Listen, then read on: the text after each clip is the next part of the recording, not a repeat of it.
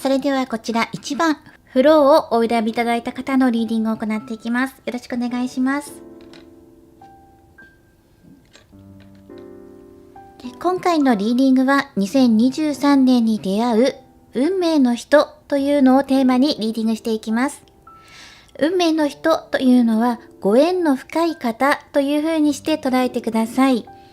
ですので、ご縁の深い方は人生において何人もいらっしゃいます。どのようなつながりを持たれていくのか、今出会う人についての特徴や出会う時期、印象や関係性を見ていきます。ではまずこちらのタロットカードを使って今出会うご縁の深いお方の特徴を見ていきます。運命の人っていうと人生で一人赤い糸の相手みたいな感じで考えてしまうんですが、ご縁の深い方という風にしてご覧いただくといいかなと思います。はい、こちらから1枚もらっていきます。まずこの運命の方、ご縁の深いお方の特徴ですね。今年2023年に出会う方、太陽のカードが出ています。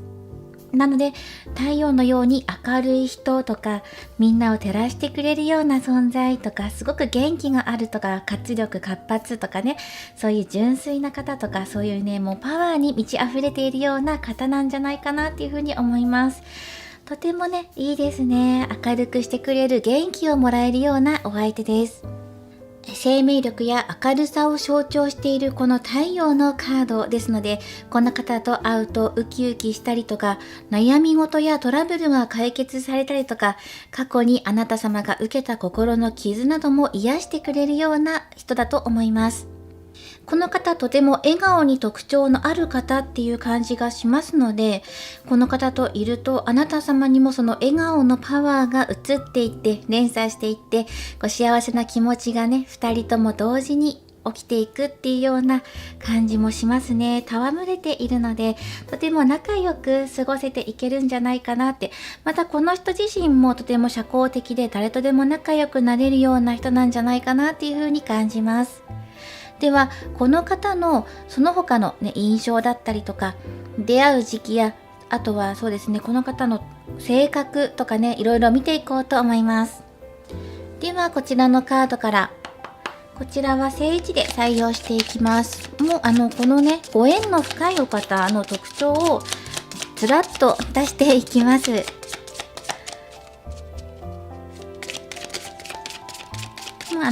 今年出会う運命の人、運命の人っていうのは何人もいるので、そうですね、やっぱりご縁の深い方っていう感じでご覧いただくのがいいかなと思います。さっきも言いましたねごめんなさい。でも運命の人っていうとちょっと分かりやすいかもしれないですよね。今年出会う運命の人とかね、あなた様にとってご縁の深いお方ってことですね。その方の性格とか、あなた様が受ける印象だったりとか、あとは出会う場所とかね、時期とかも見ていきますね。今回こちらからたくさんカードを出していきます。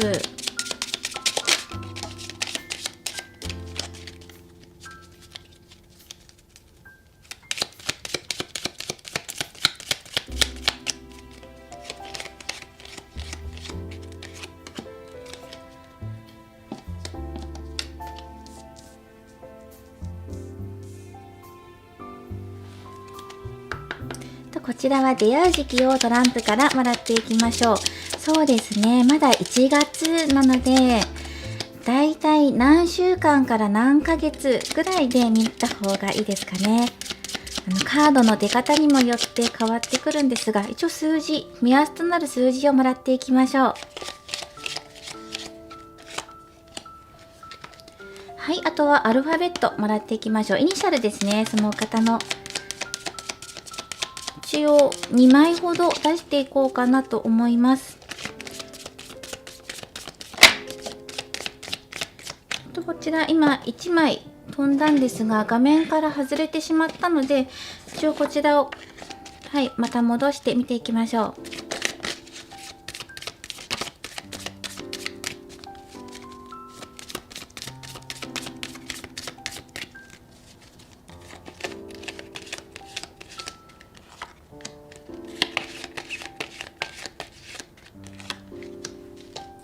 ね、今回は恋愛要素強めで見ていこうかなと思ってるんですね。ご縁の深いお方でも、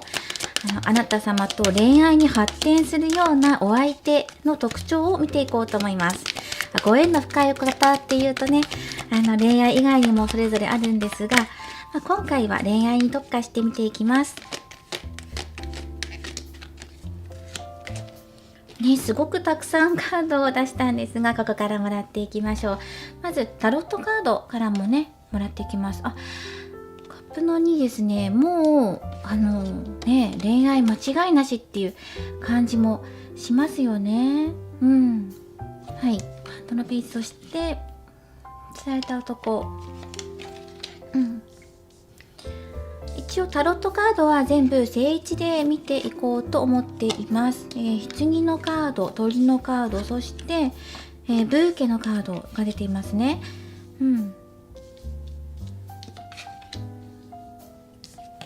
そしてイニシャルとしては T とか B ですね。TB。はい、そして、数字ですが、だいたい7ですね。7週間とか7月とか7ヶ月後、7月夏場ですね。このような7っていうのが数字として入っています。このオラクルカードからももらっていきましょ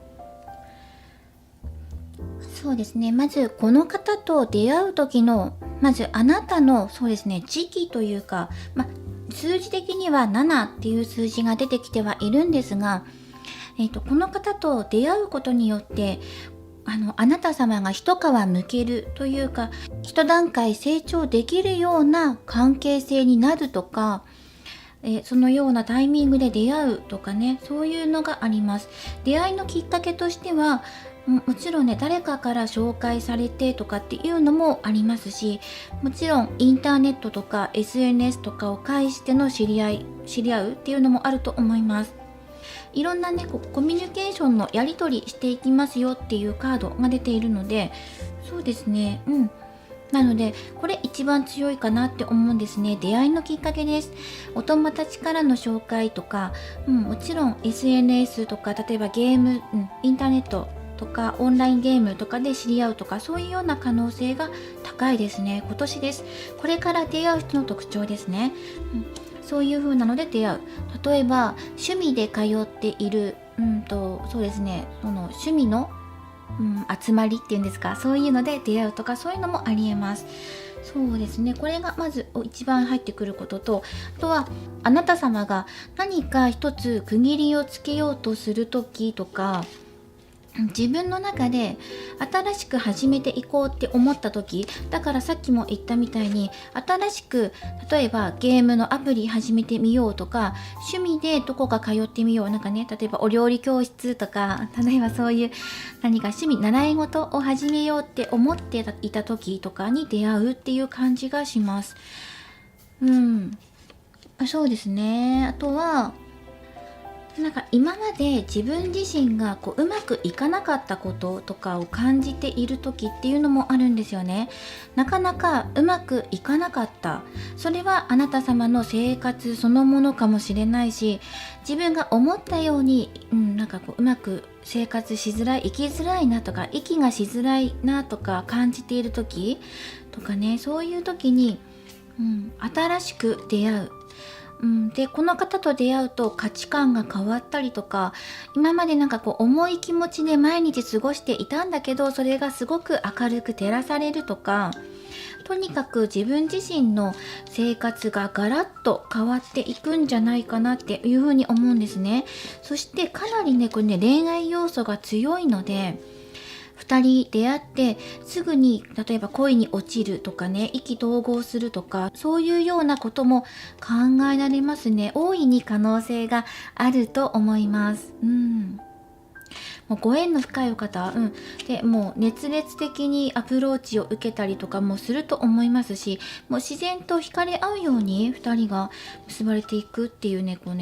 見た瞬間とか会った瞬間とか、お互いの存在を知った瞬間にバチバチっとくるようなものを感じるのかなっていうふうに思うんですよね。でもこうバチバチってなる前まではあなた様はちょっとね自分の生活がなんていうのかな、なんか息苦しさを感じていたりとか重さを感じていたりとかはするっていうのはあるんですよね。ただこの方と出会うことで自分の中に一区切りつけることができるとか、リセットするとか、あと自分自身のこのなんかね、抱えていたものをなんか重いもの、荷物、自分の心の荷物を手放していけるような、きっかけになるんじゃないかなっていうのがまず入ってきますよね。であとはこの花束のカードが出ているので、やっぱりロマンチックなんですよね。ロマンチックな出会いで、このお相手からいろんなものをもらうとかね、プレゼントしてもらう、素敵な言葉をかけてもらうだけじゃなくて、この方がいるから今自分がね花開いていけるんだなっていう風にね、こう自分の心に彩りを感じるとか、そういうのがあると思います。とにかくなんか出会うとすごくね、ガラッと変わるっていう感じがしますね。いろんな感じ方とか見方とか視点が変わるとか広くなるとかね、そういうのもあります。イニシャルとしては T さんもしくは B さんっていう感じがありますね。例えば旅行が好きな方っていうのもありますね。旅行先で出会うってこともあるかもしれない。でも旅行って土地の移動っていうね、旅行もあるんですが、今の時代なのでこうインターネットを使って、例えば海外のサイトを見ているとか、海外のね画像を見るとか、例えば、海外のここの土地有名なパワースポットとかがあるとして、そこが好きで眺めていて、その集まりとかがあって、なんか世界のね、例えばパワースポットを巡るサイト、ね、グループとかコミュニティとか、あとは例えば海外のアート美術品をテーマとして取り扱っているようなグループコミュニティに参加するとか、そういう意味で自分の今住んでいる場所とは少し違う文化、国の文化だったりとか、韓国でもいいですし、いろいろありますよね。インドとかヨガとか、そういうね、海外の文化を通じて知り合っていくような気もしますね。そうですね、やっぱりなんかこう誰かの友達の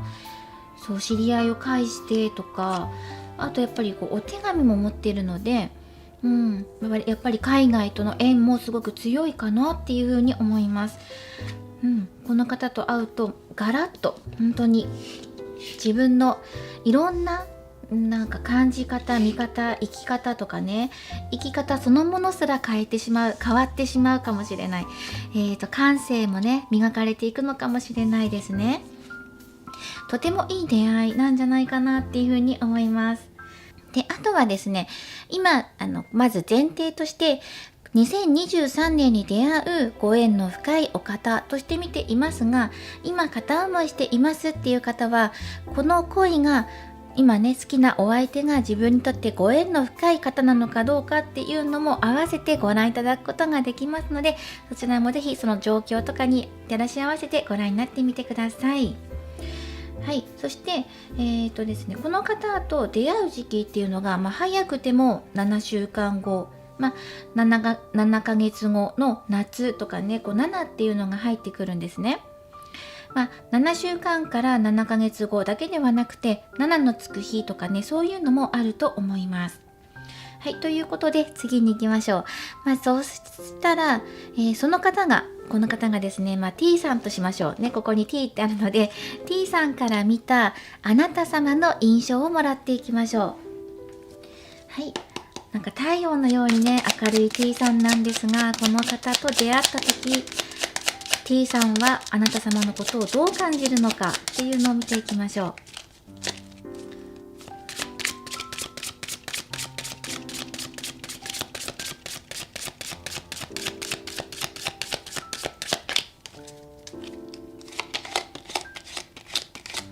ちなみにこのタロットカードは制逆採用で見ていきます。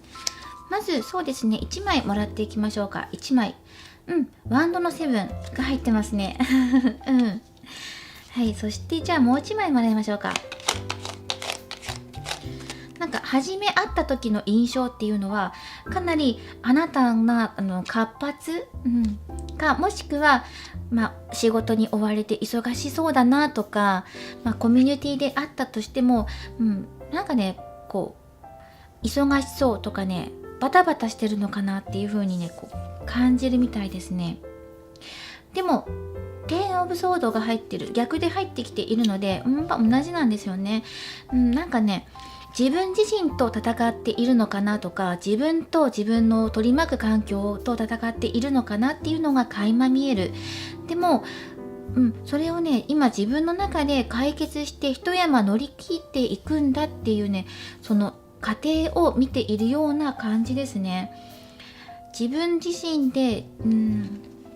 あなた様が今こう傷を負っていたんだけど、もうでもこれはクリアしていくんだよって、自分が戦って乗り越えていったんだっていうね、だからすごく強い方なんだなっていうのを多分思うと思うんですね。本当は傷つきやすいし繊細で脆いしってところも知ってるけど、それを乗り越える強さも持っているんだなっていうのを感じると思うんですね。そしてこのような印象を抱くんですが、この後ですね、このお二人ってでは、ご縁の深い方っていうことで、多分こちらのねカードもねいろんなねロマンスを感じられるようなカードも出ているので、多分お二人は恋愛関係に発展するんじゃないかなっていうふうに思っています。ではこの2人がどんな関係性になれるのかとか、あなた様が変わることとか学ぶこと、カードからのメッセージをもらっていきましょう。はい、ではこちらのカードをもらっていきましょう。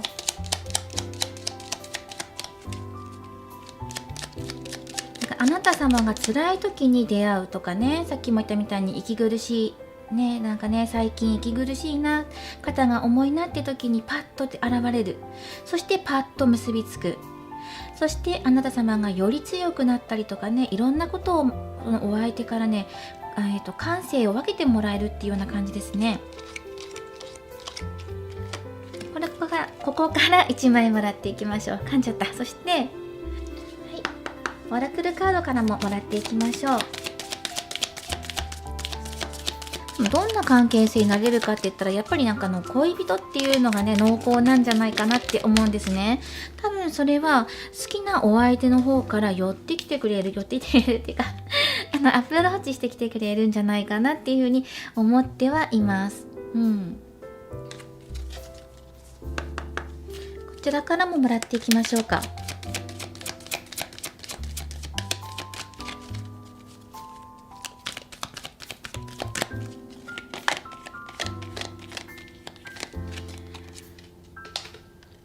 はい、では見ていきましょう。まずこれは聖地で見ていくので、デビルのカードが出ていますね。であとはオラクルカードからももらっていく。とてもかわいいチェンジ。ウェイティング。はい。とってもなんかね、ここピンクのカードが出てきてすごく印象的ですね。これとてもね印象的かなと思います。まずどんな関係性になれるかっていうのは、もちろん恋人の関係以外にも、この T さんからあなた様が受け取っていくもの、ギフトを受け取る、感情を受け取る、感性を受け取るとか、いろんなものを学んで受け取っていくような間柄関係性、そういう恋愛をされるんじゃないかなっていうふうに思うんですね。確かに今までたくさん苦しかったことがあったとか、なかなか自分の思うように物事がうまく進まなかったような時に出会った。だからより一層自分が変わっていくような自分の変化っていうのをすごく感じられるのかもしれません。この T さんと出会うと。ただそこにはあなたが自分自身で頑張って乗り越えてきたっていうのも確かにあるんですよ。それを T さんは分かっています。なので T さんはあなたの脆さだったり弱さだったり、だけどちゃんと強く立ち上がるような強さが持ってる、そういうところもちゃんと感じています。お互いがお互いを補うような関係性にもなっていくんじゃないかなというふうに思います。そしてこの T さんと出会うことによって、もっとあなたがあなた自身もっと自由に自分を表現できるようになっていくんじゃないかなっていうふうに思うんですよね。今までずっと待っていたんです。あなたは自分を例えばこのね孤島から連れ出してくれるような相手を待っていた。ここに船がちっちゃくね見えるんですよ。お迎えがもう間もなくやってくるよってことをねこのカードが教えてくれています。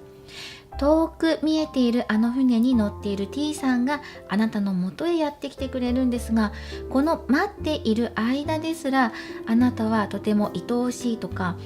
例えばですけど T さんと恋人になった後もお相手から連絡来るまでの間に、その間ですらとても愛しい時間だなっていう風に感じられたりとか、待つことも幸せの一つとか、自分の恋愛の中の一つ、自分たちの恋愛の中の一部なんだっていう風に感じるのかもしれないですし、この待っている間の時間っていうのを有効に使えたりとかもするのかもしれません。中にはね待つ時間が惜しいなっていう風に考える方もいますし、この待つっていう時間があなたにとって多分大きなきっかけ、変わるきっかけになるんじゃないかなって。今まで待つことが苦手だった方もいるかもしれない。待ちきれないとか、こんだけ待ったのにまだ変わらないんだろうとか、まだ変わんないのかなとか、あとは自分が一生懸命頑張ってきたのになかなか成果が出ない、思っていたよりも結果が出るの遅いなっていう風に感じる方も今まで多かったかもしれませんね。でも自分自身でそれを変えていく力も持っているし、この T さんと出会うことでこのなかなか変わらないなっていう風な自分の基準がまず変わるんじゃないかなって思うんですよ。例えば3ヶ月で成績を残したいと思っているのになかなか結果がね出なかった。なんか自分の中では遅いっていう風に感じていたんだけど T さんと出会うことで3ヶ月っていうのは短いスパンかもしれない。で6ヶ月かけてみよう、もしくは1年かけて頑張ってみようっていう風に考え方が変わるのかもしれないですね。そして何か周りの人のこととかを結構気にしたりとかしていたのかなっていうのが、感じるんですね。時には周りの人をまずね、周りの人と自分との間に線を引きたかったっていう方もいるんじゃないかなと思います。なんか一人の時間が欲しいっていう風に感じる方もいる。あとは逆で一人になるのが寂しくて誰かといつも一緒にいた方が自分の気が紛れるとかね、安心できるっていう方もいたかもしれません。この回りたい一人自分っていうのに結構枠にとらわれていた方も多いんじゃないかなっていう風に感じたんですね。またなんか周りの人の声とかがねたくさん聞こえてくる時がありますよね。SNS とか見ていてもなんか見たくないようなものを見てしまったりとか、見てしまって後でモヤモヤが残ってしまったりとか、そういう文字でね見てしまうとかなり残ってしまうのでちょっと後悔してしまったりすることもあります。もちろん SNS はそれだけでなくて楽しい思いもたくさんあるんですが、なんか自分が周りと自分が違うんじゃないかなとか、逆に周りの声がたくさん聞こえすぎてとか、文字がたくさん入ってきてどうしたらいいかわかんないとか、なんかすごくモヤモヤするっていうことを感じやすかったのかもしれません。でもそれが今自分自身それを取り払っていけるんじゃないかなっていうのを感じますね。この方と出会って恋愛関係になっていくと思うので、恋愛を進めていくにあたって自分を例えば否定したりとか、例えば過去のことの失敗にとらわれていたりとか、自分自身を否定して評価を下げたりすることとか、そういうことをまずしなくなっていくんじゃないかなっていうのを思います。どちらかというとなんか自分もっとできるんじゃないかな、ダメだったんじゃないかなとか、あの時ああすればよかったんじゃないかなっていうのを結構感じやすいのかなっていうふうに思ったんですね。この1番をお選びいただいた方が、この自分を否定してしまうような癖だったりとか、自分ダメなんじゃないかなって自信がなかったところになんか活力が出てくるっていうか、自信が出てくる。この T さんと一緒にいると自分は自分でいいんだとか、自分らしさが一番いいんだっていう風なのを感じるんじゃないかなっていう風に思います。何か気持ちの切り替えがしやすくなるとかね、そういうのもあります。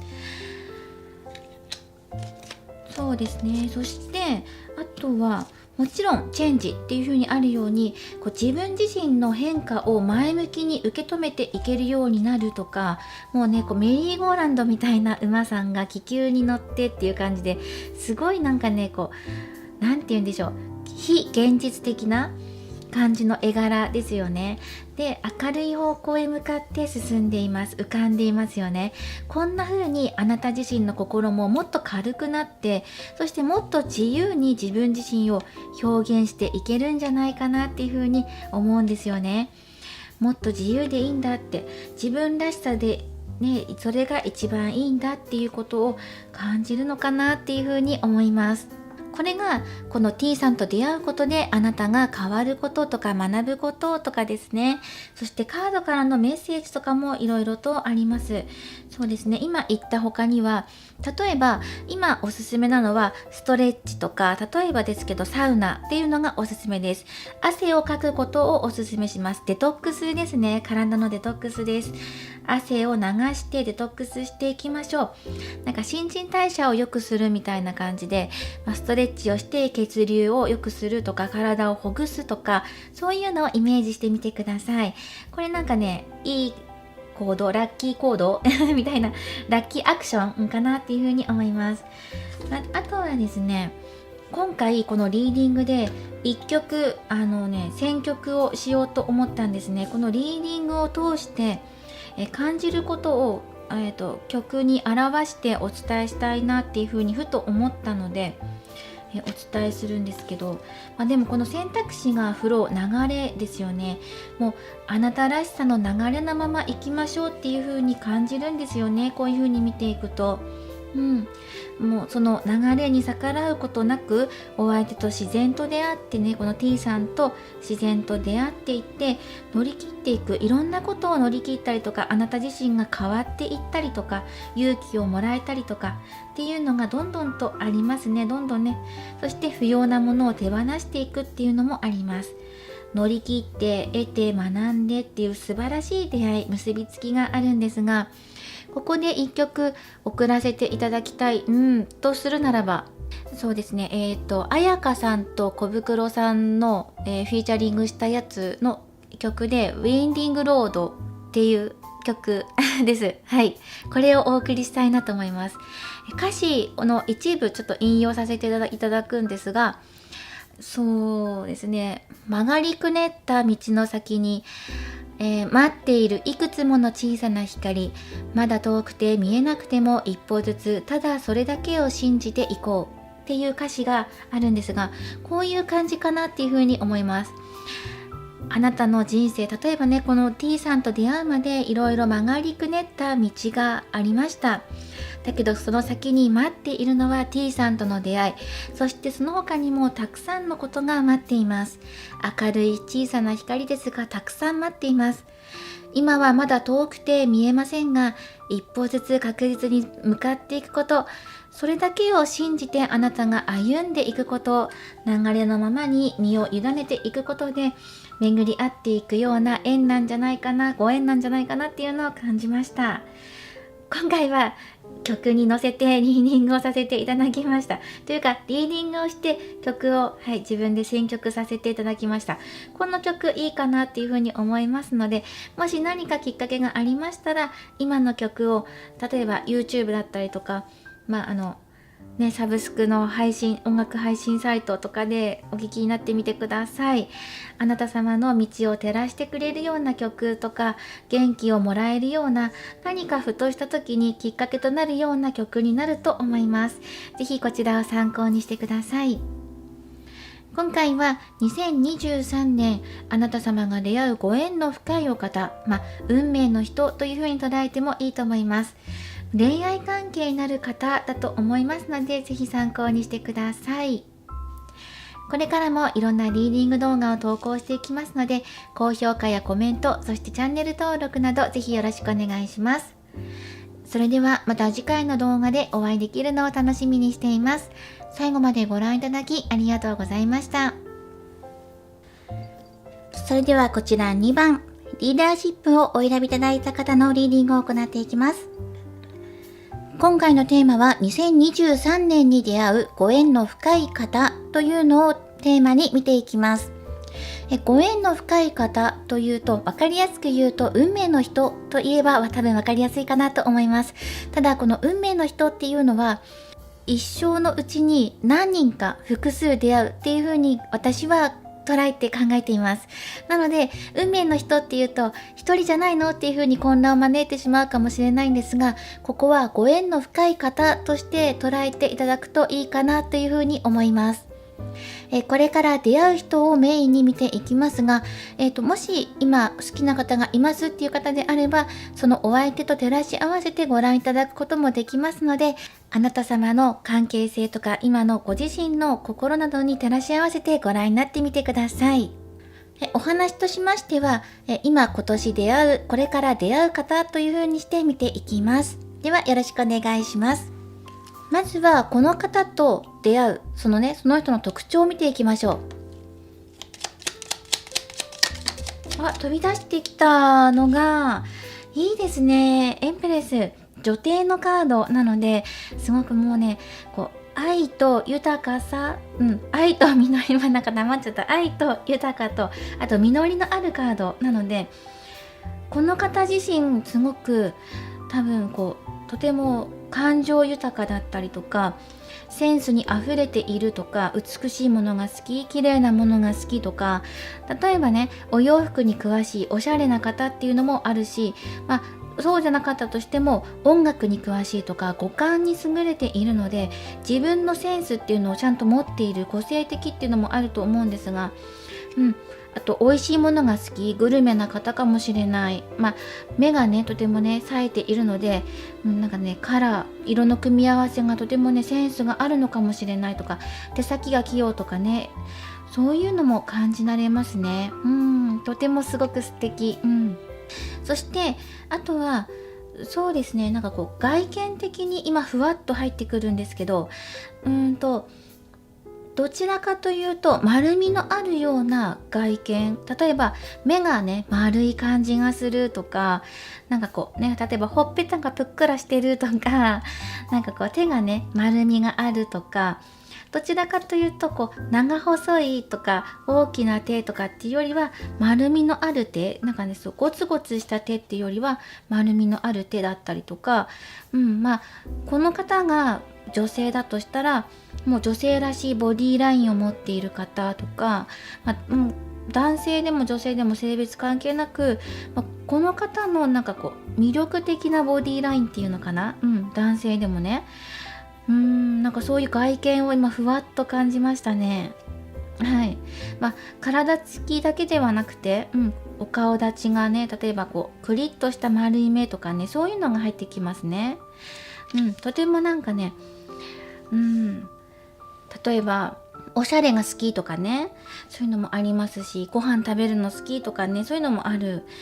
とてもあなたに実りを与えてくれる方っていうのが入ってくるので、すごいあなたもこの方と出会うとときめきを感じるんじゃないかなって思います。すごく魅力的な人っていうのが入ってきますね。では次にタロットカード、あとは、その他のカードからいろいろ使って、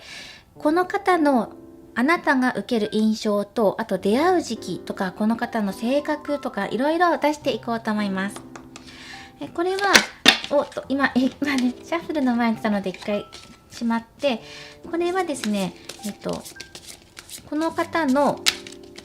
特徴とかを見たいので正位置で採用して見ていきます。はい、では見ていきましょう。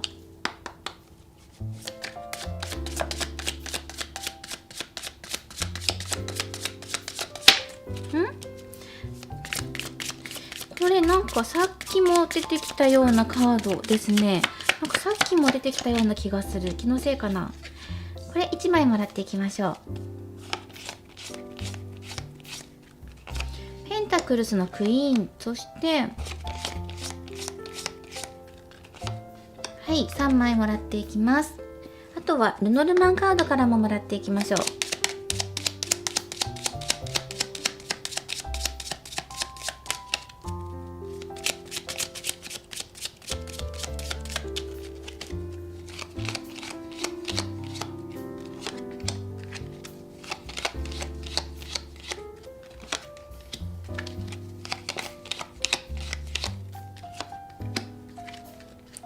はい、あとは出会う時期をもらっていきます。そう、今、リアタイでご覧になっている方は1月なのでね、年始めですので、そうですね、何週間から何ヶ月っていう形で見ていこうかなと思います。リアタイでご覧になっていない方でも何週間から何ヶ月見た瞬間から数えてみてください。はい。あとはイニシャルもらっていきましょう。あら、ちょっと待ってくださいね。これ何枚かな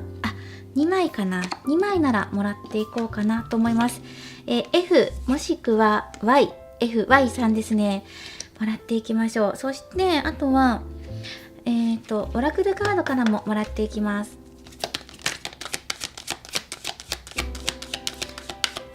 今はご縁の深いお方っていう形の言い方で、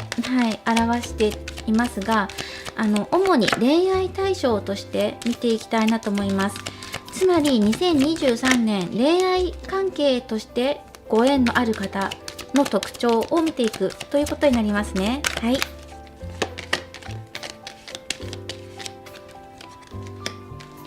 では見ていきましょう。まずペンタクルスのクイーンが入っているのと、カップの9が入っている。そしてなるほど、力のカードですね。なるほど。なんかこう自分のなんか理想の人に出会うっていう感じがしますね。なんかお互いがお互い理想の相手なんじゃないかなっていう風に感じます。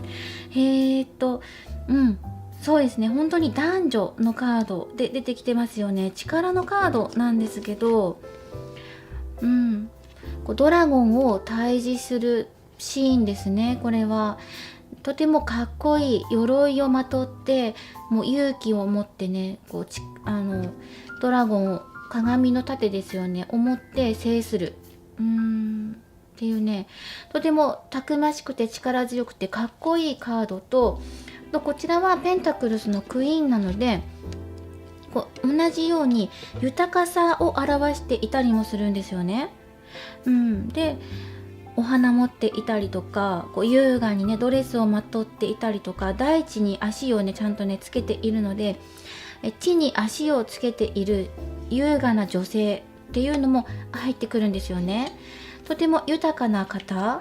ていうのもある。そして真ん中に出ているのがこの2人の願いを叶える、カップの9があるんですね。あなた様の願い、もしくはこのお相手の願い、2人の願いが叶っていくような、関係性だったりとか出会い方だったりとかもあるので、でも出会い方で見ていくと、そうですね、なんかこう気づいたらそこにいたなんかちょっとなんか軽いような言い方したけど、全然そういうわけじゃない。もっと深みがあるんですけど、ちょっと語彙力がいろいろとこう過ごしていく中で、気がついたら近くにいたとか、守られていたとかね、見守ってくれていたとか、自分を守ってくれたとか、そういうような感じがするんですね。で、あなたから見たら、あなたはお相手に守ってもらっているような感じ、気持ちにもなるし、お相手はあなたが陰で支えてくれると、陰でっていうかね、なんかダメだ、語彙力が陰でじゃなくて、あなたが近くでそばで支えてくれる、照らしてくれる、優しく照らしてくれるっていうような、お互いそれぞれのなんていうんだろう、守られみたいな関係がちゃんと築かれていて、そしてお互いが2人のこの関係性を理想だ、相手のことを自分のタイプだ、好みだっていう風に感じている。だからもう恋愛関係としてすごく理想的な出会いだったりとか、理想的な関係性になっていくんじゃないかなっていう風に喋りながらめくっていたのが太陽のカードですね。で、あとは、雲のカードとネズミのカードが出ていますね。そしてあとは数字ですね。出会う時期なんですが、5番が出ています。5週間から、5ヶ月後とか、あとは5月っていうのがあります。そしてここにもネズミさんがいるんですね。ネズミさん結構強く出てきているかなっていうふうに思うんですが、あとはイニシャルはさっきも言ったみたいに、F さんとか Y さんっていう形です。仮名として F さんっていう風に今呼ばせていただきますね。F さんっていうの、力強いカードが入っていますね。ここもなんか力強いカードが来ているので、多分とてもすごく運命的な、この方と出会っていくことで、あなた自身の人間関係とか周りとの関係がもっとスムーズになったりとか、流れが良くなったりとか、あなたがやりやすいようになっていくんじゃないかなっていうふうに思いますね。そしてお相手と結ばれた後っていうのはとても愛情に包まれる日々を過ごすことができるので、もう心も体も健やかっていうんですか、健康を保った恋愛ができるっていう感じがするんですよね。一つ一つ丁寧に過ごしていくんじゃないかなっていうふうに思います。お相手との愛を紡いでいくような日々があるんじゃないかなっていうのを思いますね。メンタルも安定している。だから不安にさせないようなたくましさがあるとか、凛々しさがあるとかね、2人の間にちゃんとした絆があって、なんか迷ったりとか不安に思ったりとかすることがあっても、すぐ解決、話し合いとか、向き合ってちゃんとやってくれると思うので、すぐそういうのは解決されるんじゃないかなっていうのはあります。それは2人にとって新しいことを経験していったりとか学んだりとかすることもあると思うんですね。この恋愛関係を進めていく上で2人が学んでいくこととかもいろいろあるとは思います。出会い方としては本当にさっきも言った通りの出会い方の他に、そうですね、もしかしたらあなたが心にね、なんかストレスを感じやすくなっている時なのかもしれない。なんかとてもなんて言うんだろうな、自分今絶好調ですっていう時に出会うっていうよりは、どっちかっていうと少しね、悩みがあったりとかストレスを抱えていたりとかする時にお相手が現れるっていう感じもするんですよね。あなたのストレスとなる原因となるものを取り除いてくれるような方なので、例えば同じ職場にいるんだったら、あなたの仕事の悩みを相談に乗ってくれて解決してくれるような方かもしれないし、あなたを包み込んでくれて話を聞いてくれる、ストレスを解消させてくれるような方なのかもしれない。あなたの心の中の穴を埋めてくれるような温かい存在っていうのが入ってくるんですよね。なんか冷たい場所にいたのかな今までっていうのが入ってきますね。この方と出会う、この方 F さんね、F さんと出会うことで自分自身がもっと飛躍できたりとか、もっと高く舞い上がれる、舞い上がれるって言ったらなんか変だな、飛び上がれる、自分の気持ちがもっと空高くね飛び上がれるような気持ちになったりとか、水の中、冷たい中にいたところから暖かく照らしてくれたりとか、守ってくれるっていうのももちろんそうですし、暖かくしてくれるっていうのもそうですね、のがある。で、あとはやっぱりね、飲み物がありますよね。これ確かに雲のカードではあるんですが、飲み物が入ってきているので、これが2人の共通点になってくるかもしれない。ここでも、食べることが好きっていう一面もあるので、それが例えばカフェ巡りだったりとか、カフェスイーツ巡りが好きな方なのかもしれないですね。共通の趣味があって、それでつながっていくっていうのも感じられます。この方からかなりいろんなね、例えばコーヒーだけじゃなくてもいいですよ。飲み物だけじゃなくても食べ物だったり、お酒だったりとか飲み物とか、いろんなグルメを教えてもらうのかもしれない。こういうつながりもありますね。で、あとはさっき、そうですね、自分のねモヤモヤとかも全部ね守って解決してくれるような方が助けに入ってきてくれるっていう方なのかなっていう感じがしますですね。そして、印象としては先ほどもお伝えした通り、もう理想の相手っていう感じがして、この方とお付き合いするとあなた自身が飛躍するんじゃないかなって、飛躍する1年になるとかね、そういうお仕事で昇進するとか、プライベートもお仕事も充実するとか、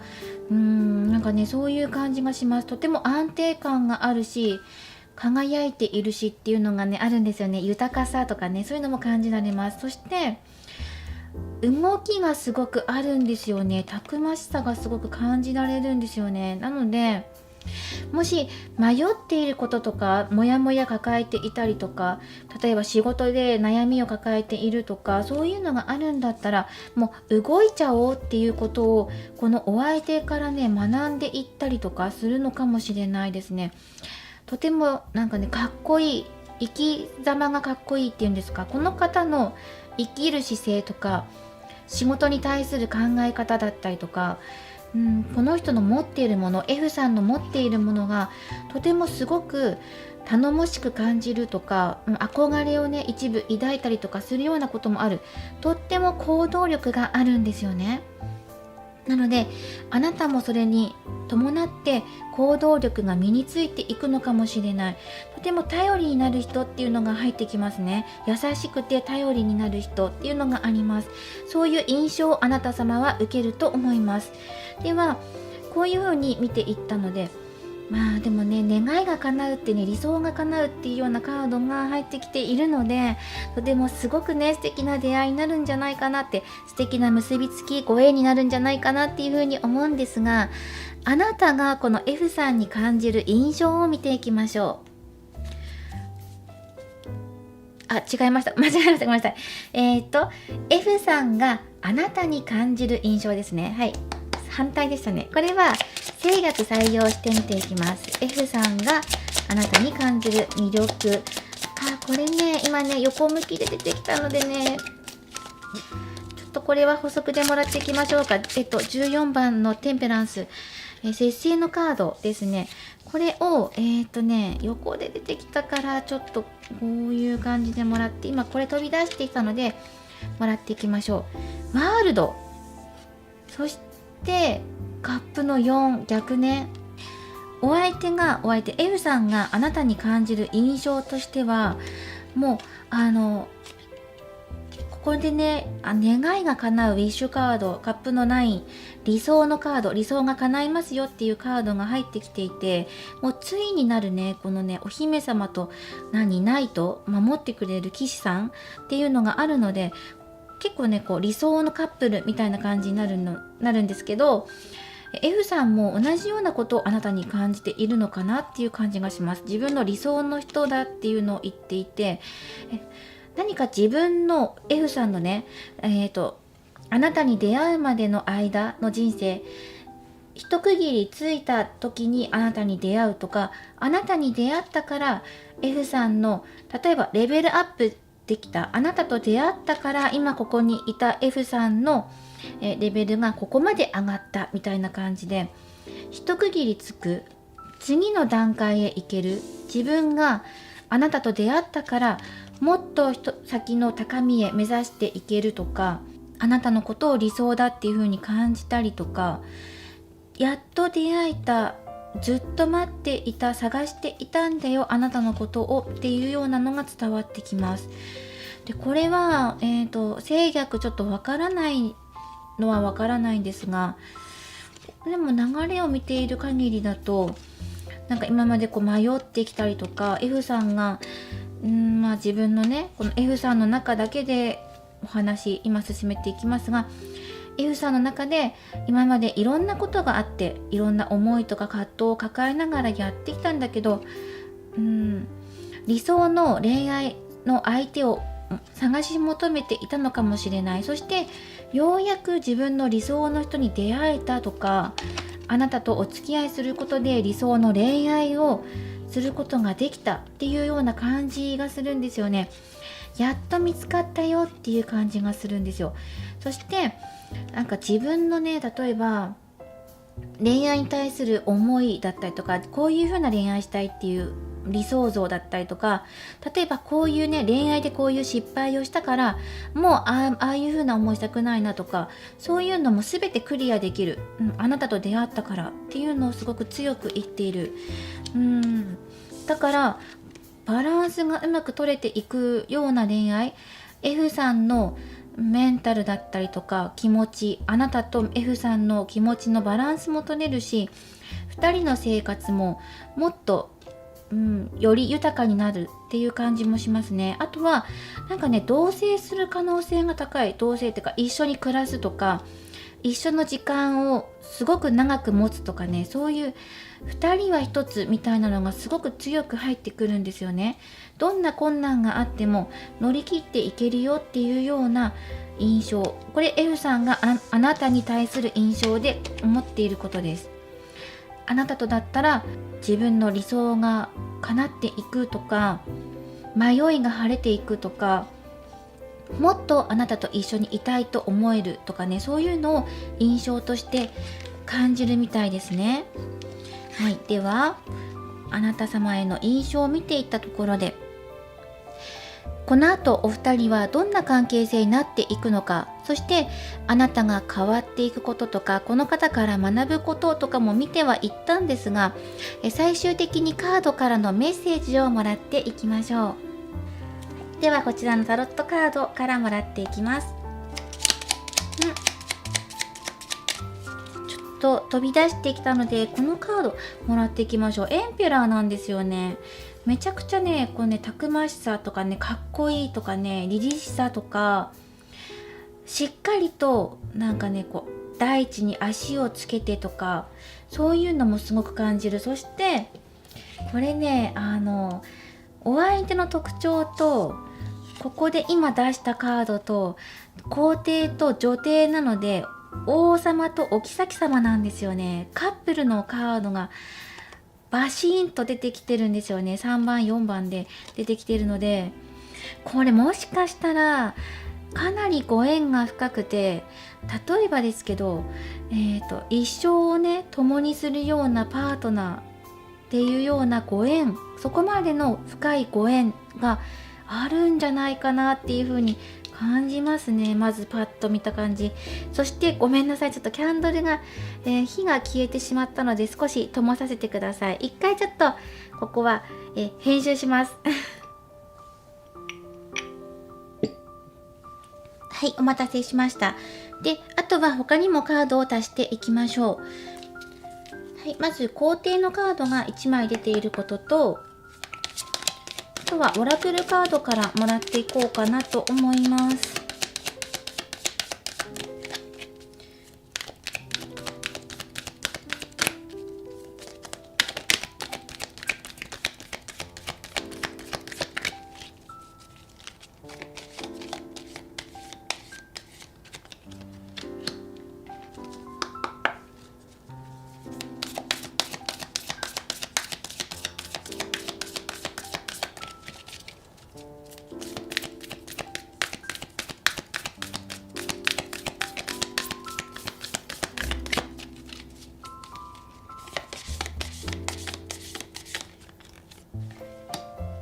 はい、では見ていきましょう。まずはサポートのカード、そして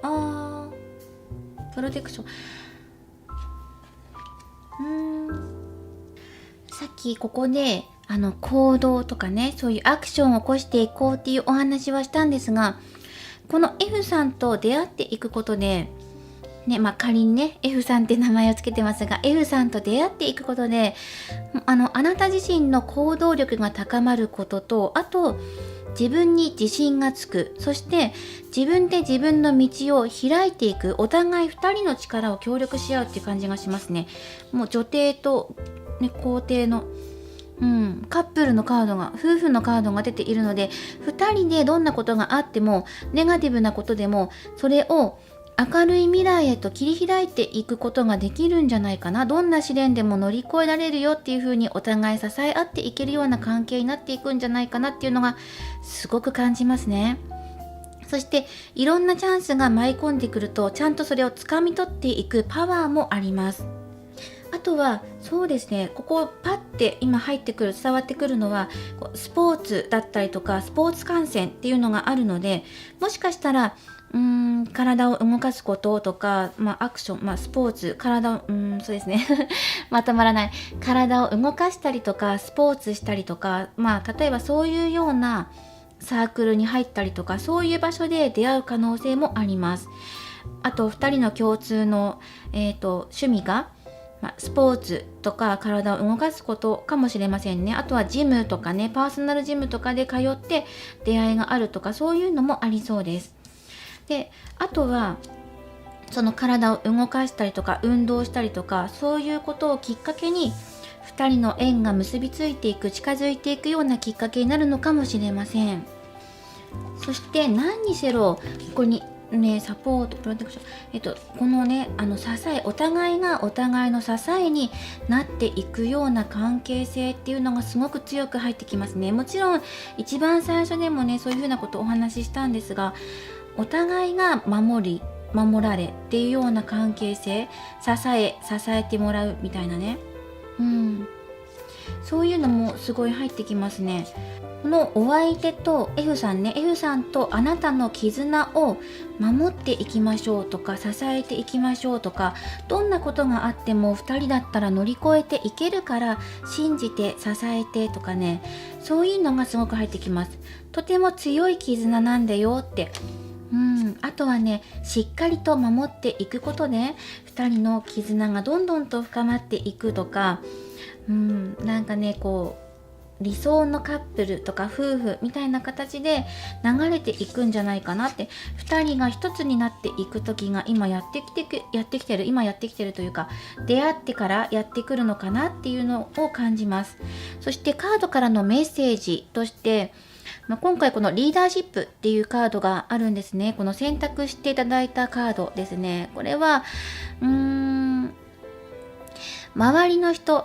F さんにとっての光はあなたですよってことを伝えたいですね。そして私今回このリーディングで、今回ね、このリーディングを全部通した後に1曲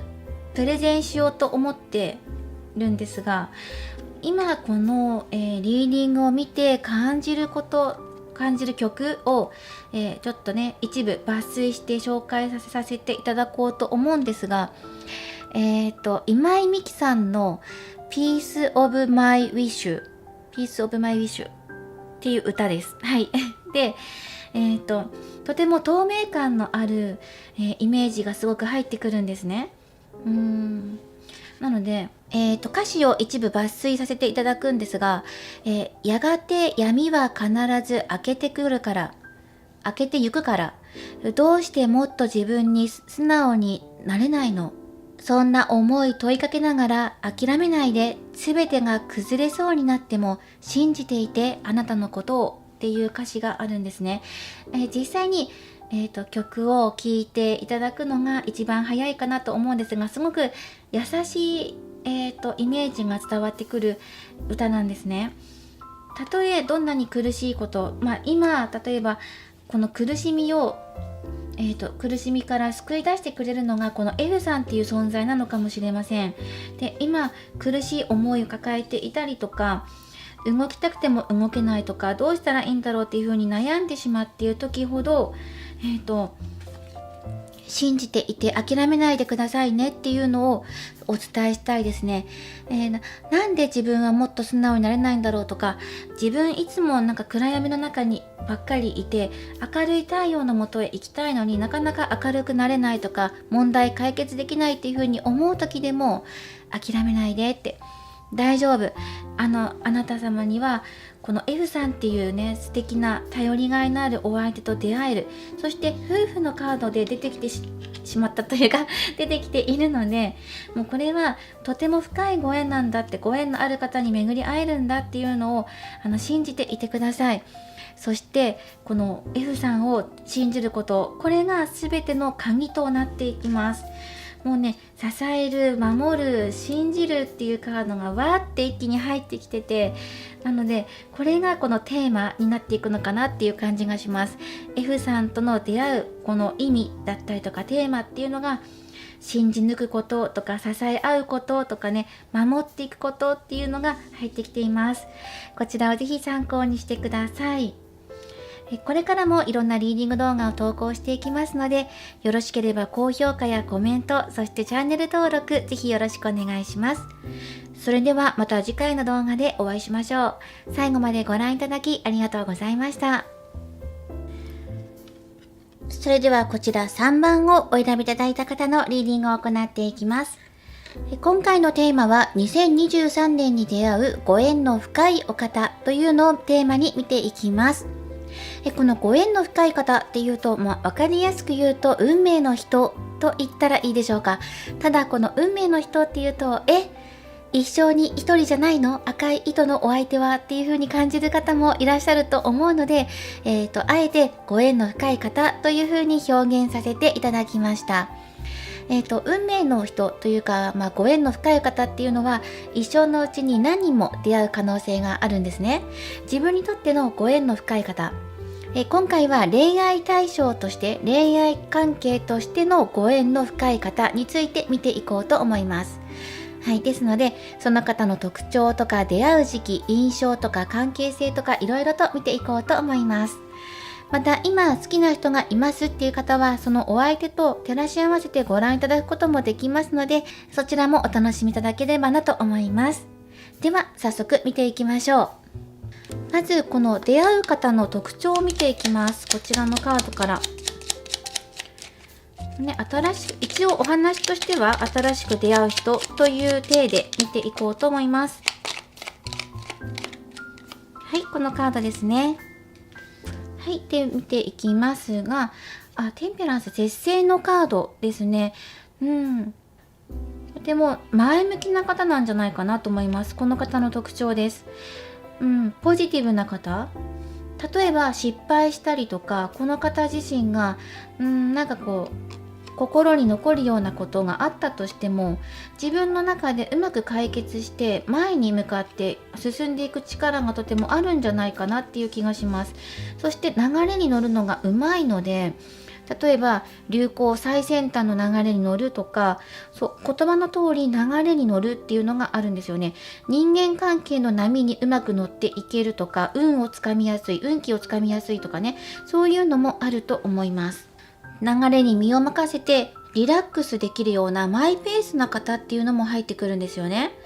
毎日毎日自分の日々を大切に過ごしている方っていうのも入ってきます。あとは今ふわっと入ってくるのでは、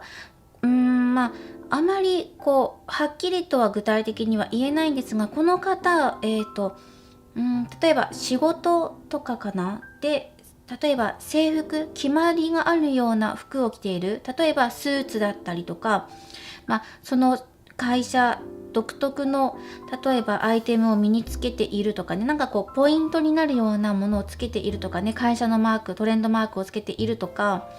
分かりやすい何かモチーフのようなものをつけているのかなっていう感じがします。多分これはお仕事かな、お仕事っていう感じがします。例えば保育士さんだったらエプロンとかっていう風に連想されるような、例えば車のメーカーだったらもうこのマーク見ただけであそこって分かるような感じとか、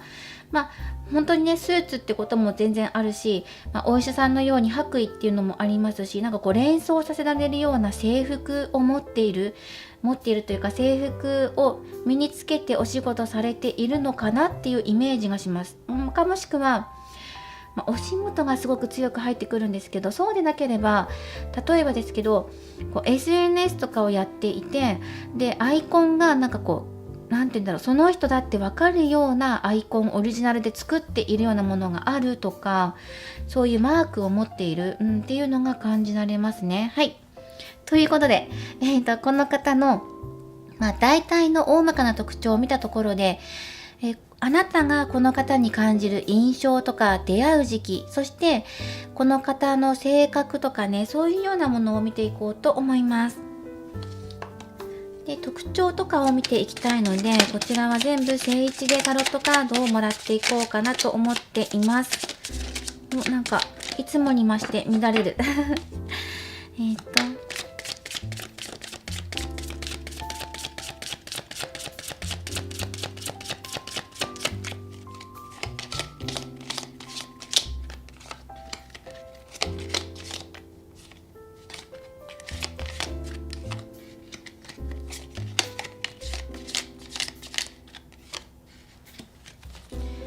回ねこちらたくさんカードを出していって見ていきますね。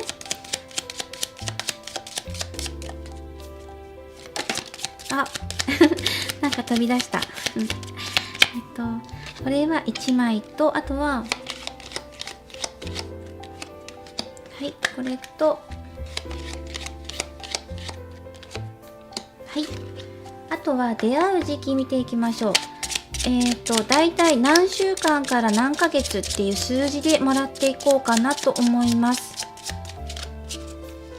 恋愛関係になるお相手、ご縁のある方という風にして見ていただければなと思います。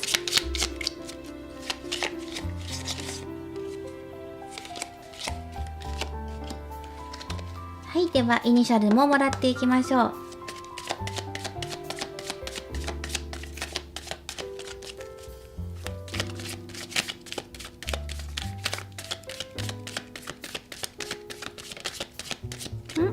1枚めくれたのが T、 そして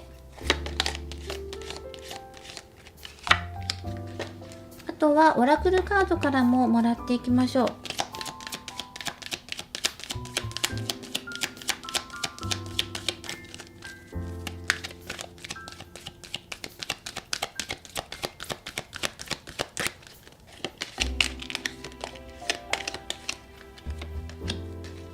はい、ではめくっていきます。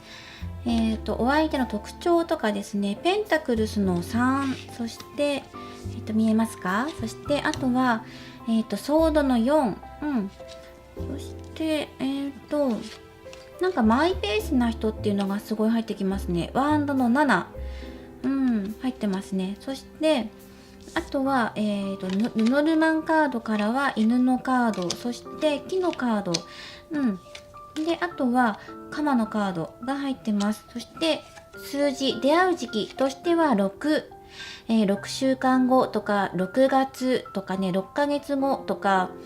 6のつく数字ですね。ここがポイントです。でイニシャルとしては T もしくは B、T か B さんですね。T さんというふうに呼ばせていただきますということで、あとは、コミュニケーション、いいですね。まずこの T さんと出会う時期が、6のつく時とかなんですが、そうですね、この絵にもある通りお茶会しているので、人が集まる場所で出会ったりとか、社交の場とかおしゃべりするような場所で出会うような可能性がありますね。そして場所としてはそういう感じですね。人が集まる場所、お食事、ティータイム、カフェとかね、そういう場所かなというふうに思いますね。なんか時間の流れを感じるような場所かなっていう感じがします。もうこんな時間なんだ、帰らなきゃとか、そういうふうに時間の流れを感じやすい場所だったりもしますね。で、多分この方とすごくね、いやでも今年ね、これから出会う人で見てるから、これから出会うっていう風に見てるんですが、そうだとしてももしかしたら知り合いの知り合いにいるとか、人を介して知り合う共通の知り合いがいるとか、何か遠くから存在は知ってるんだけど、ちゃんと2人で連絡先交換するとか知り合うのが今これからですよっていう感じな気もするんですよね。どこかしら懐かしさを感じたりとか、本当に顔とか知っててとか、ちゃんとつながるのがこれからっていう感じがするんだよなっていうのがあります。はい。ただこの方と出会うととても安定とかねをもたらしてくれる、信頼関係があるとかなので、すごいお友達のような、家族のような絆を感じやすかったりとか、安心感とか親近感を感じやすかったりとかするのかなっていう感じがしますね。ただこの方と出会うととても、安心するし落ち着くし、で懐かしさも感じるでしょ。で安定もする。でしっかりとしてる。なんだけどここにカマのカードが出てきているので、はっきりした人っていうのがあるんですよね。この方の性格かな。性格的にはっきりした人っていうのがある。でもマイペースなんだけど、なんだろうな、マイペースなんだけど、もちろん人間関係も円滑にできる人なんだけど、怒らせたら怖いとか、なんか自分の中に、マイペースだけど言う時言うよねみたいな人なのかなっていう感じがしますね。だけどね、すごくね、ほら、いっぱい人がいるのでおしゃべりしていたりとか、あとこうやってね、誰かと一緒になんか覗いてみたりとか、こうやって2人でね、くつろぎながら本とかね、絵を描いたりとかね、文字書いたりとかもしているので、かなりこう活発的にコミュニケーションが取れている人なのかな。お友達が多いとか、チームができているとか、この方フォロワー数多いとか、人気者なのかなっていう感じがまずありますね。そして自分のお仕事だったりとか、なんかこうアートとかもしてるので、何かを生み出すようなお仕事だったりとか、自分を表現するような趣味を持っているとか、そういう発信する力とかもすごくあって、仕事熱心だし、例えばね、趣味で絵を描いてますとか、何かね、配信してますっていう方でも熱心に取り組んでいる、向上心を持って頑張っているとか、もっとなんかね、趣味の幅を増やそう、広げようっていう風に考えている方もいるのかもしれませんね。この T さんはね、そういう方かもしれません。なんか常に人がいっぱいいるので、周りに囲まれているとかね、だからあなたと出会う時も誰かを介して出会うとか、もともと共通の知り合いがいて、で深くなっていくとか、そういうのも感じられるんですよね。そして勤勉だけどマイペースっていうのはありますね。で、多分言葉とかもすごく上手、操るのが上手なんですよね。言葉がうまい、口がうまいって言ったら語弊があるかな。言葉選びが上手、言葉選びのセンスがあるとかっていうのもあります。相手をリラックスさせるような、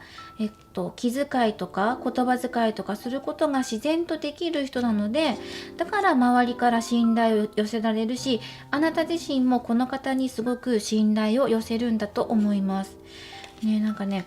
あなたのメンタルとか体調とかを見て、大丈夫？もう少しゆっくりしていこうとか声かけてくれるだろうし、いろいろ気遣ってとか、いつも見てくれるとか、いつも寄り添ってくれるとか、そういうところはすごくあります。で、どちらかというと穏やかでマイペースな感じがするので、楽しいとかね、そういう感じがします。ただ一つだけ、なんかはっきりしてるところがあるのかなっていう感じがするんですよね。そう、わかった。伝えたいことあるんだったらはっきり言ってほしいっていうのがあるのかな。多分そうだ。コミュニケーション、そう。あなたが、T さんに何か言いたいことがあるとか、伝えたいことがあるとか、聞きたいこと、尋ねたいこと、思うことあるんだったら、はっきりと言葉とか口に出して言ってっていう感じ。口に出すのが苦手だったら文字にしてもいいよっていう風に言ってるんですよね。ちゃんとあなたの口から誰かを介して伝わるとか、噂話で広がってくるとか、そういうのじゃなくて、直接あなたの口からはっきりと教えてほしい、聞かせてほしいっていうのがあるんですよ。なので恋愛関係になっていく人で見ているので、恋愛関係になってからもあなたの気持ちを素直に伝えてほしいとかね、ありのままのあなたの気持ちを教えてほしいとか、そういうのを言ってる。はっきりと伝えてほしい。なんかこう言いづらいなって思うことでもためらわなくていいよって、大丈夫だよって受け止めていけるような心を持ってるから、別になんかちょっとね、不満を言ったぐらいで怒ったりしないしっていう感じがあるんですよね。もしくはなんか例えばね、はっきりと言って喧嘩になってしまってもうまく仲直りできるよっていうことも言ってるんですよね。信頼があるから、だからこの信頼関係があるから、だからこそ言える仲ってものなんじゃないのっていうのがお相手が言ってるんじゃないかなっていう感じがします。そう、これだな。なんかね、こうなんて言うんだろう、バッサリ言うとかじゃなくて、言いたいことあったら直接言ってねみたいな、こういう感じですね。ニュアンス的にはそういうニュアンスで受け取っていただけたらいいかなと思います。ね、なんかこうみんなで集まってワイワイしたりするのも好きなんじゃないかなと思うので、恋愛関係に発展してからでも、あなたと例えば周りのお友達と一緒に飲んだり食べたりとか出かけたりっていう機会もかなりねあるんじゃないかなと思います。あとは周りの人っていうとお友達だけじゃなくてご家族っていうのも入ってくるので、家族ぐるみのお付き合いをしたりっていうのも望んでいるかもしれませんね。アットホームなイメージでいてください。そうですね、2人でなんかこう末永くやっていこう、マイペースにっていう感じがすごく入ってきます。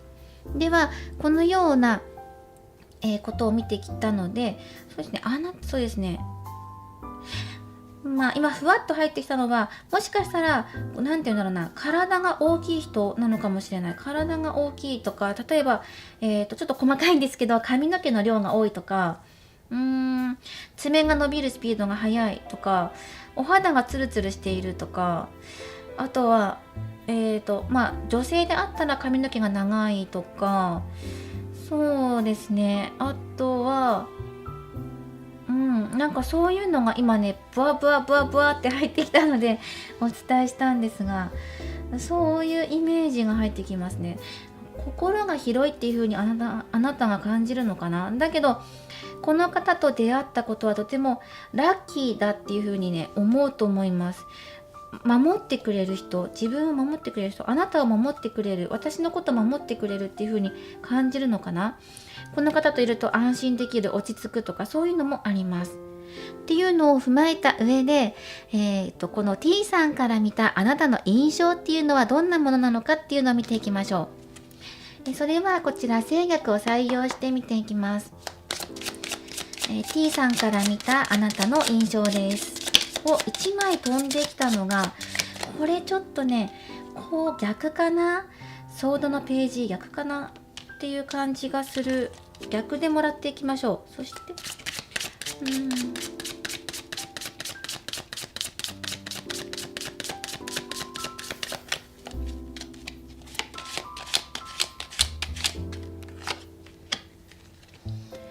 はい、もらっていきましょう。ワンドの5、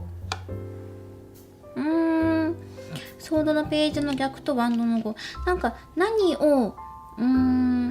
そうだな、お相手から見たらやっぱり、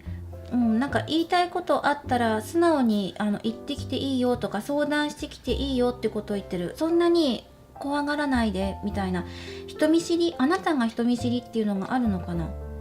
もしかしたら、恋愛関係になるまでが少し臆病になっているとか、うまくやっていけるかなっていう風にあなた自身が感じたり、もちろんお相手にすごく絶大な信頼を寄せているんだけど、片思いの状況から恋愛関係に発展するときに、お付き合いするときに一瞬ためらってしまったりとかっていうのが少しあるのかな。で、お相手から見たらね、お相手 T さんから見たらそういう風に映るのかなっていう感じがします。何か迷ってるのかなとか、何か言いたいことあるのかなっていう風に思っちゃうのかな、 T さんがあなたのことを見ていてっていうのがあるかな。だから何かね抱えてることとかあったら何でも相談してねとか、何でも話してねとか、そんな会った瞬間警戒しなくていいよっていうのも言ってるし、なんか心をねこううまくほどいてあげる、解いてあげるよっていう感じも伝わってくるのと、なんかねすごくねあなた会った時ですよ、会った時の印象はなんかモテる人なんじゃないかなっていう風に感じるんじゃないかな。お相手があなたのことをとてもモテる人だから、なんかこの方結構マイペースなんですよね。結構ゆっくりなんですよね。どっちかっていうと歩みがゆっくりな感じで、そうですね。なので自分 T さんのこのペースに、あなたのペース、あなたのっていうかあなたの周りのペース、あなたの環境のペースと T さん自身の心のペースが、合わないような気がするって思うんですよ。なんて表現したらいいのかな。自分のペースってありますよね。マイペースがあって、であなたを取り巻く環境が慌ただしくて、その中に自分が入っていけるのかなっていうような気持ちと、なんか本音を隠しているような気がするとか、なかなか本心をすぐ見せてくれないような気がする。どこかこのマイペースな T さん、自分のことを警戒されてるような気がする。全然そんな怖そうに見えるのかな。私そんな怖そうに見える？全然怖くないよ。ただマイペースなだけ。もしかしたらマイペースだから口数少ないから怒ってるとかいう風に見えるのかな。いや、全然そんなことないよ。マイペースで優しくて穏やかに私流れてってますっていう感じなので、安心してそこに飛び込んできていいよって思ってるんだけどなーみたいな感じの印象を受けてるんですよね。なんかモテるし、いろんな人から連絡とかも来るし、あなたにねお誘いの連絡も来るから、どういう風に入り込んでいこうかなとか、モテる人とかね、なかなか話をねゆっくりできる時間があった時はね、モテないとかね、そういうような印象が入ってくるのかなっていう感じがしますね。ここなんかね、もう一個もらおうかなと思います。これはじゃあそうですね、 T さんと出会った時のあなたの環境を見ていきましょう。あなたがどういう時に出会うのかなっていうのをもらっていこうかなと思います。もうちょっと具体的に、印象ではなくて、あなたがどういう時に出会うのかっていうのをもらっていきます。はい。そしてこれをもらっていくと、その7の逆なんですよね。だから多分バタバタしてる時に出会うんでしょうね、お相手と。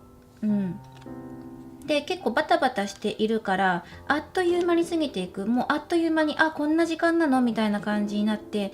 去らなきゃいけない、その場を去らなきゃいけなかったりとかして、もうちらっとしかお話できなかったとか、そういう風な始まりかもしれない。あなたがそういう時に出会うっていうのがあるので、結構バタバタしていたりとか、あとは逆に疲れている時だったりとか、困っている時とか、今自分の心に余裕がない時とかっていう時に出会うのかなっていう感じがします。自分自身の心に余裕がなかったり、いろいろ警戒していたりとか、周りの取り巻く環境がバタバタしていたりとか、引っ張りだこだったりとか、例えば仕事あれもやってこれもやって、さらに資格も取らなきゃいけないとか、習い事があれがあってジムがあってとか、やることいっぱいあるとか、そういう時に出会ったりするのかもしれないですね。自分が落ち着かない、なかなか環境的に落ち着かない時に出会う、っていう感じがします。ではちょっとね今追加で1枚出したんですが、この後お二人がどんな関係性になっていくのか、そしてあなたがこの方と T さんと出会って変わることとか学ぶこと、カードからのメッセージをもらっていきましょう。からもらって、飛んできたのを1枚もらっていくのと、オラクルカードからもらっていきましょう。これも飛んできた。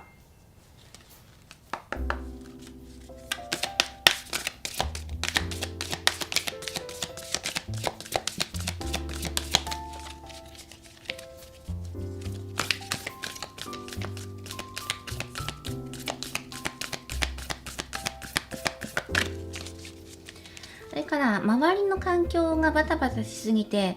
なんかある意味誰を選んだらいいかわからないとか、誰を信用したらいいかわからないとか、最悪な場合とか、あと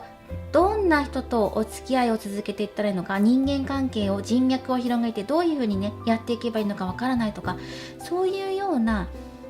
とか、あとは、例えばね友達同士が喧嘩していてその仲裁に入っているとか、そういう人間関係でバタバタしている時に出会うのかなっていう感じがします。だからより一層他人に対してあまり自分が素直に心をオープンにできないような時期に出会うのかもしれないですね。でもめちゃめちゃこの T さんマイペースだから、あれでみたいな、私こんなゆっくりペースで穏やかにやってますみたいな中に、バタバタにね、なんかこう、わちゃわちゃに、絡まれているあなたがポンってくるから、っていうのもあるんですよね。T さんはちょっとびっくりするかなとは思うんですよね。あれみたいな。こんな穏やかなところにポンと来たぞみたいな。でもね、大丈夫だよ、ほらほらゆっくりしてってみたいな感じで、大丈夫大丈夫って言ってくれるんだけど、あなたはもうあれもこれもあれもこれもみたいになってて、でなんだこの静かな空気はとかね、なんだこの温かい感じはっていう風に感じるのかなとは思うんですが、ムーン、月のカードが出ているのと、あとフォーカスね、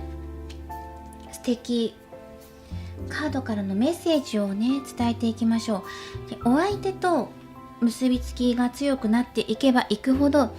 あなたの環境だったりとか心の中っていうこのモヤモヤとかね、バタバタっていうのがどんどんとクリアになっていきます。どんどんと変わっていきます。モヤモヤが吹き飛んでいくんですよね。そしてやっぱりこの月のカードにもティーカップとティーポットがあるので、お茶会だったりとかくつろげるような時間を持てるようになったり、お相手を通じてとか、もしくは T さんと一緒にティータイムをする時間っていうのが決まっているとかね、こう好きなお茶の銘柄とかがあって、2人でそれを買って一緒にそれを飲んで落ち着くねっていう風な夜電話しながら、2人でティータイムしながらとかね、それぞれがお茶を飲みながら電話をして通じ合って同じ時間を過ごして、あっという間にその時間が過ぎて、もうこんな時間なんだっていう風に感じるようになるとか、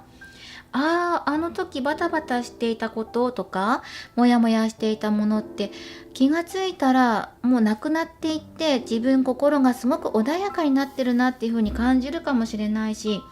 お相手と一緒に T さんと一緒に月を眺めるとか、天体観測とかね、夜空を眺めるようなデートをしたりとか、そういう風になっていく。なんかどんどんと自分を見つめたりとか、自分自身の心の中を見つめていけるようになったり、これはあなた様が T さんから学んでいくこととかね、変わっていくこととして入っているかなと思います。細かいこととかネガティブなこととかに目を向けないで、必ず乗り越えていけるんだっていう風に気持ちがね、固まっていくんだっていうのが入ってきますね。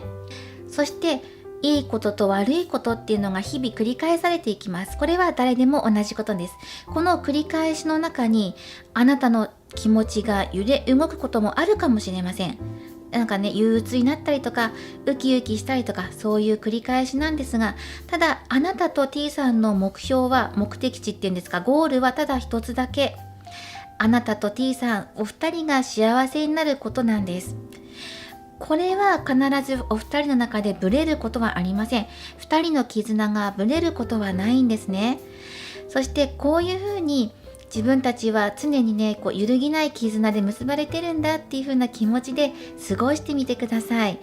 そうすることで自由な気持ちを維持することができます。もやもやとかにとらわれないあなたらしさで過ごすことができます。そしてラッキーカラーがパッと出てくるんですが、このカードからアクアブルーっていうね、色がラッキーカラーだよっていう風に出てきます。アクアブルーっていうと海の青さですね。もし気になるなっていう方はネットか何かで検索してアクアブルーを意識してみてください。意識してっていうか検索してその色を取り入れてみてください。あとお茶をしたりっていうのもとてもおすすめだと思います。お相手との関係性進めていく上で自分の心と向き合うことができるとか、今まで自分の心に警戒心を持っていたりとか、自分に自信が持てないとか、そういうところもあったんですが、だんだんとそれが自信へと変わっていく。そして目標が定まってくる。あなたはたった一つのことだけを集中して物事を見ていくことができる。自分の中に基準ができていくっていう感じがするんですよね。お相手に導かれてっていうのもあると思う。影響もすごくされると思いますよ。この穏やかで優しいお相手、このお相手独特の流れっていうのにあなたも乗っていけるんだと思います。そしてたった一つ2人の叶えたいことっていうのが出てくるんですよね。それを叶えるために集中してやってみましょうっていうのは言っています。自分の心と見つめ直す時間も持てるし、余裕も出てくる。そうすることで自分がどこに向かってやって進んでいけばいいのかっていうのもはっきりとクリアに見えてくるっていうことも出ています。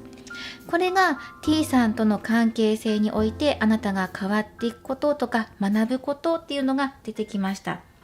恋愛関係としてはとても深い絆とか信頼関係、揺るぎない関係を築いていけるんじゃないかなっていうふうに思います。あなたの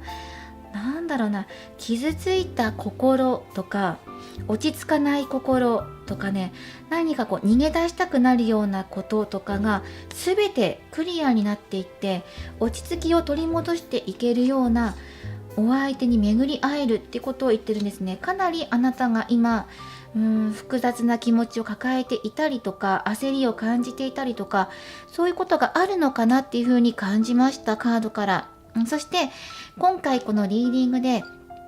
このリーディングを全部やり終わった後に、この流れでイメージから入ってくるとある曲を、セレクトしてプレゼンしていこうっていうのを私実は今回のリーディングでやっていまして、この3番をお選びいただいた方っていうのはですね、引用させていただくんですが、ウーアさんの水色っていう曲ですね。歌詞を少しだけ引用させていただきます。季節は限りなく回り続けているけど、私のこの心に光る水色はいついつまでも変わらない。このような歌詞があるんですね。とても柔らかくて不思議な、懐かしさを感じるような曲でもあります。で水色、アクアブルーっていうのもあったので、もう水色だなっていう、水っていうのもかなりねあったので、このウーアさんの水色っていう曲をおすすめしたいなと思います。気になる方いらっしゃいましたら、ぜひサブスクとか音楽サイトでお聞きになってみてください。癒されると思います。とてもね、夜の時間に一人でもいいのでお茶を飲みながらゆっくりと聴いてリラックスできるような曲だと思います。どこか懐かしさとかを感じやすくて、いろんな気持ちを消化してくれるような曲だと思います。すべての感情を抱きしめていきましょうっていうのがカードからのメッセージとして入っています。いろんな思いがあります。もやもやだったり苦しさだったり、嬉しさ、楽しさ、喜びとかね、楽な気持ちとか、いろんな気持ち、それらをすべてあなたが抱きしめていきましょう。その中で答えとなるものが見つかっていきます。 T さんとの恋愛を通してあなたは一つの答えを見つけていきます。すべての気持ちを全部抱きしめて歩んでいきましょう。これがカードからのメッセージとして入ってきました。ぜひお受け取りください。以上、こちらが3番をお選びいただいた方のリーディングとなります。すべて抱きしめてっていうとね、そんなような曲もありましたね。キンキキッズさんの曲でありましたね。全部抱きしめて。それもいいと思います。この曲、私がイメージ伝わってくるものを通して今実際の楽曲として今セレクトしてみたんですが、これを聞いたらもしかしたらあなた様の心が明るくなれるようなきっかけになるかもしれませんので、こちらもぜひご活用してみてください。これからもいろんなリーディング動画を投稿していきますので、高評価やコメント、そしてチャンネル登録ぜひよろしくお願いします。それではまた次回の動画でお会いしましょう。最後までご覧いただきありがとうございました。